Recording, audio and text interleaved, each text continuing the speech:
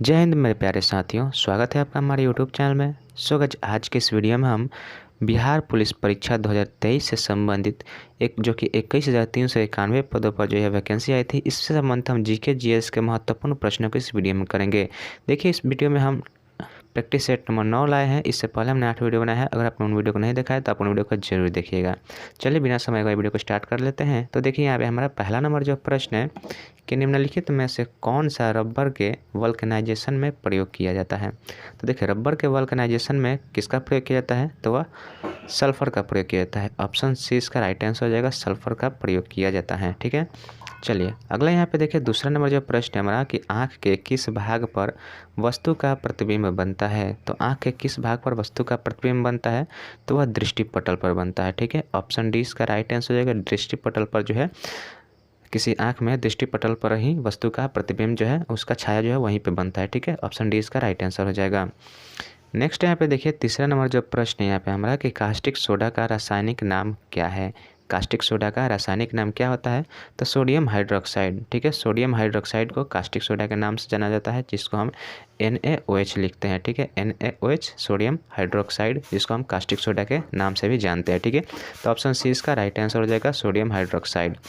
Next यहाँ पे देखिए, हमारा चौथा नंबर जो प्रश्न है, क्वेश्चन बोल रहा है कि डिप्लोपिया नामक बीमारी मानव के किस अंग से संबंधित है। ठीक है, तो डिप्लोपिया नामक जो बीमारी है यह मानव शरीर के किस अंग से संबंधित है, तो यह आंत से संबंधित है। ठीक है, आंत होगा इसका राइट आंसर। ऑप्शन ए इसका बिल्कुल राइट आंसर हो जाएगा, आंत, जिससे डिप्लोमिया नामक बीमारी संबंधित है। चलिए देखिए, यहाँ पे हमारा 5 नंबर प्रश्न है कि स्याही बनाने में कौन सा अम्ल काम में लाया जाता है। तो देखिए, स्याही बनाने में जो हम कलम का यूज करते हैं उसमें जो स्याही होता है, इंक होता है, उसमें किस अम्ल का प्रयोग किया जाता है, तो उसमें जो है फ्यूमेरिक अम्ल का प्रयोग किया जाता है। ऑप्शन डी इसका राइट आंसर होगा, फ्यूमेरिक अम्ल। ठीक है, चलिए नेक्स्ट यहाँ पे देखिए 5 यहाँ पे इंग्लिश का सवाल मिलेगा आपका, आप इसको देख लीजिएगा। चलिए हम इसको स्लो स्लो करके कर लेते हैं। ठीक है, आप यहाँ से मिला लीजिएगा। चलिए अब देखिए, यहाँ पे हमारा नेक्स्ट 11 नंबर देखिए जीके का प्रश्न है। क्वेश्चन बोल रहा है कि किसी निकाय को एक समान वृत्तीय गति में चलाने में लगने वाले आवश्यक नियत बल को कहा जाता है। तो देखिए, किसी निकाय को जो है एक समान वृत्तीय गति में चलाने में जो लगने वाले आवश्यक जो नियत बल होता है उसे हम क्या कहते हैं, तो उसे हम अभिकेंद्रीय बल कहते हैं। ऑप्शन बी इसका राइट आंसर हो जाएगा, अभिकेंद्रीय बल। ठीक है, चलिए नेक्स्ट यहाँ पे देखिए 12 नंबर प्रश्न है हमारा कि सर्वोच्च न्यायालय के न्यायाधीश के रूप में योग्य होने के लिए एक व्यक्ति को उच्च न्यायालय में वर्ष की न्यूनतम अवधि तक कार्य करने का अनुभव होना चाहिए। कितने, मतलब बोल रहा है कि सर्वोच्च न्यायालय के न्यायाधीश बनने के लिए, उसके योग्य होने के लिए उसमें जो उच्च न्यायालय में न्यूनतम कितने वर्ष तक का अनुभव होना चाहिए, यानी एक्सपीरियंस होना चाहिए। तो इसका राइट आंसर हो जाएगा 10 वर्षों का एक्सपीरियंस होना चाहिए। ठीक है, ऑप्शन सी इसका ऑप्शन बी इसका बिल्कुल राइट आंसर है, 10 वर्षों का एक्सपीरियंस होना चाहिए। ठीक है, चलिए नेक्स्ट यहाँ पे देखिए, हमारा 13 नंबर जो प्रश्न है कि किसी तत्व का इलेक्ट्रॉनिक विन्यास 285 है, तो उस तत्व का नाम क्या है। तो देखिए, इलेक्ट्रॉनिक विन्यास 285 है, यानी कि यह कौन सा तत्व है, तो यह 15 नंबर का तत्व है। ठीक है, तो बताना है कि 15 नंबर पे कौन सा तत्व आता है। ठीक है, तो 15 नंबर पर जो है फास्फोरस आता है। ऑप्शन सी इसका राइट आंसर हो जाएगा, फास्फोरस आता है। ठीक है, सोडियम जो है, सोडियम कितने नंबर पर आता है, तो सोडियम 11 पे आता है, 12 पे मैग्नीशियम आता है, 13 पे एल्युमिनियम आता है। ठीक है, और 14 पर सल्फर आता है, और 15 पर जो कौन सा आता है, फास्फोरस आता है। तो ऑप्शन सी इसका राइट आंसर हो जाएगा। नेक्स्ट यहाँ पे देखिए 14 नंबर जो प्रश्न है, क्वेश्चन बोल रहा है कि बर्फ पानी पर इसलिए तैरता है क्योंकि। बर्फ़ पानी पर क्यों तैरता है, आपको बताना है। तो देखिए, बर्फ़ जो है पानी पर तैरने का उसका मुख्य कारण क्या है, वह है कि बर्फ़ का घनत्व जो है पानी के अपेक्षाकृत कम होता है। बर्फ़ का घनत्व जो है पानी के अपेक्षाकृत कम होता है, जिसके कारण बर्फ़ जो है पानी पर तैरता है। ठीक है, तो इसका राइट आंसर हो जाएगा ऑप्शन नंबर बी। चलिए नेक्स्ट यहाँ पे देखिए, हमारा 15 नंबर प्रश्न देखिए, समुद्र में डूबी हुई वस्तु का पता लगाने के लिए किस यंत्र का प्रयोग किया जाता है। तो समुद्र में डूबी हुई वस्तु का पता लगाने के लिए किस यंत्र का प्रयोग किया जाता है, तो सोनार का प्रयोग किया जाता है।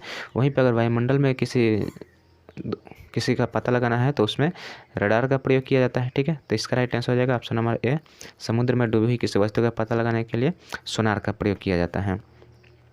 16 नंबर देखिए प्रश्न यहाँ पे हमारा कि रामधारी सिंह दिनकर का जन्म कहाँ हुआ था। देखिए, रामधारी सिंह दिनकर जो कि एक कवि हैं, इनका लेखक हैं, इनका बताना है कि जन्म इनका कहाँ हुआ था। तो इनका जन्म बेगूसराय में हुआ था। ठीक है, ऑप्शन 20 का राइट आंसर होगा, रामधारी सिंह दिनकर का जन्म बेगूसराय में हुआ था।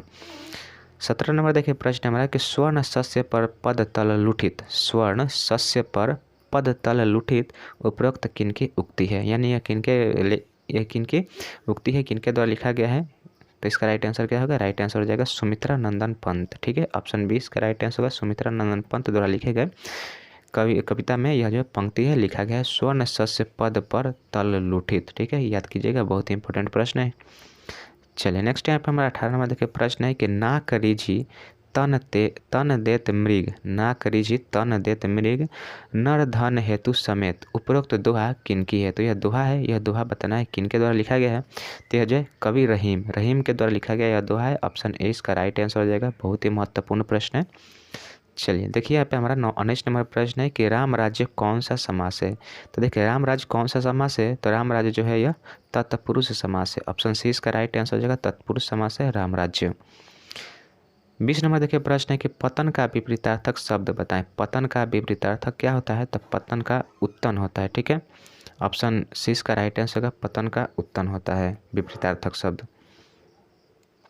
अब देखिए यहाँ पे हमारा 21 नंबर देखिए प्रश्न क्या है कि प्रत्यास्था सीमा में अनुदैर्ध्य प्रतिबल एवं अनुदैर्ध्य विकृति के अनुपात को कहते हैं। प्रत्यास्था सीमा में अनुदैर्ध्य प्रतिबल एवं अनुदैर्ध्य विकृति को क्या कहते हैं, तो यंग गुणांक कहते हैं। ऑप्शन है इसका राइट आंसर हो जाएगा यंग गुणांक। ठीक है, चलिए अगला यहाँ पे देखिए हमारा 22 नंबर प्रश्न है कि एक लोलक का आयाम a है, एक पूर्ण दोलन में तय की गई दूरी का मान क्या होगा। तो देखिए एक लोलक का आयाम a यदि है तो एक दोलन में तय की गई दूरी का मान कितना होगा, 4a हो जाएगा। ठीक है, ऑप्शन ए इसका राइट आंसर हो जाएगा 4a।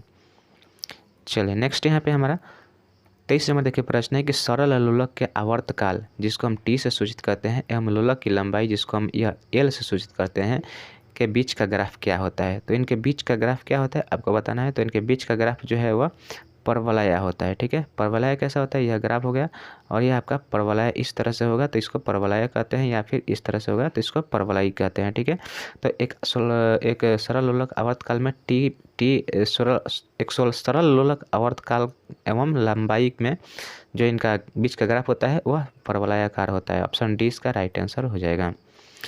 चलिए नेक्स्ट यहाँ पे हमारा देखिए 24 नंबर प्रश्न है कि सुपुत्किन निम्न में से किसका गुलाम था। तो देखिए सुपुत्किन जो किसका गुलाम था, तो यह अब्दुल मलिक का गुलाम था। ऑप्शन 20 का राइट आंसर हो जाएगा, अब्दुल मलिक का सुपुत्किन गुलाम था। नेक्स्ट यहाँ पे 25 नंबर देखिए प्रश्न है कि 1 मीटर लंबे सरल लोलक का आवर्तकाल लगभग होता है। तो देखिए 1 मीटर लंबे सरल लोलक का आवर्तकाल लगभग कितना होता है, तो यह 2 सेकेंड होता है। ऑप्शन 20 का राइट आंसर हो जाएगा 2 सेकेंड का होता है। चलिए नेक्स्ट यहाँ पे हमारा देखिए 26 नंबर प्रश्न है कि दंत चिकित्सा दांतों के आवर्धित प्रतिबिंब देखने के लिए किस प्रकार के दर्पण का प्रयोग करते हैं। तो किस प्रकार का प्रयोग करते हैं दंत चिकित्सक, तो इसका जो राइट आंसर हो जाएगा अवतल दर्पण का प्रयोग करते हैं। ऑप्शन सी इसका राइट आंसर हो जाएगा अवतल दर्पण। ठीक है, चलिए नेक्स्ट क्वेश्चन की ओर बढ़ते हैं। तो देखिए यहाँ पे हमारा 27 नंबर प्रश्न है कि बल एवं विस्थापन दोनों सदिश राशि है, तो कार्य जो बल और विस्थापन का गुणांक है वह क्या है। यानी कि बल और विस्थापन के गुणनफल को हम क्या कहते हैं, और यह दोनों जो है सदिश राशियाँ होती हैं। तो इसका राइट आंसर क्या होगा, इसका जो राइट आंसर हो जाएगा हमारा अदिश हो जाएगा। ठीक है, बल और विस्थापन के गुणनफल का राशि जो होती है वह क्या होती है, अदिश राशि होती है। ऑप्शन 20 का बिल्कुल राइट आंसर हो जाएगा। ठीक है, कमेंट। चलिए देखिए नेक्स्ट यहाँ पे हमारा देखिए 28 नंबर प्रश्न है कि निम्न में से कौन अकबर के नवरत्न में शामिल नहीं था। तो देखिए अकबर के नवरत्न में कौन शामिल नहीं था, तो अकबर के नवरत्न में जो है बैरम खान शामिल नहीं था। ऑप्शन 20 का बिल्कुल राइट आंसर होगा, बैरम खान उसके नवरत्न में शामिल नहीं था। बैरम खान उसका कौन था, तो उनका संरक्षक था। ठीक है, तो ऑप्शन 20 का राइट आंसर हो जाएगा। बाकी यह राम तनु पांडे, हकीम हुकाम और यह महेश दास, ये तीनों जो है उनके नवरत्न में शामिल थे और ये उनका संरक्षक था, इसलिए यह उनके नवरत्नों में शामिल नहीं था। चलिए नेक्स्ट यहाँ पे देखिए 29 नंबर हमारा प्रश्न है कि व्यक्तिगत अवज्ञा आंदोलन किस तिथि को प्रारंभ की गई थी। तो व्यक्तिगत जो अवज्ञा आंदोलन यह किस तिथि को पारित की गई थी, प्रारंभ की गई थी, तो यह जो है 17 अक्टूबर 1940 को इसको प्रारंभ किया गया था। ऑप्शन डी इसका राइट आंसर होगा 17 अक्टूबर 1940। चलिए देखिए नेक्स्ट और लास्ट प्रश्न है हमारा कि भारत में जिस राजनीतिक संगठन की स्थापना वर्ष 1838 में हुई थी उसका नाम क्या था। तो देखिए भारत में जिस राजनीतिक संगठन की स्थापना जो है वर्ष 1838 में हुई थी उनका नाम बताना है। देखिए ऑप्शन है यहाँ पे ब्रिटिश इंडिया सोसाइटी, जमींदारी एसोसिएशन, सेटलर्स एसोसिएशन या बंगाल ब्रिटिश इंडिया सोसाइटी।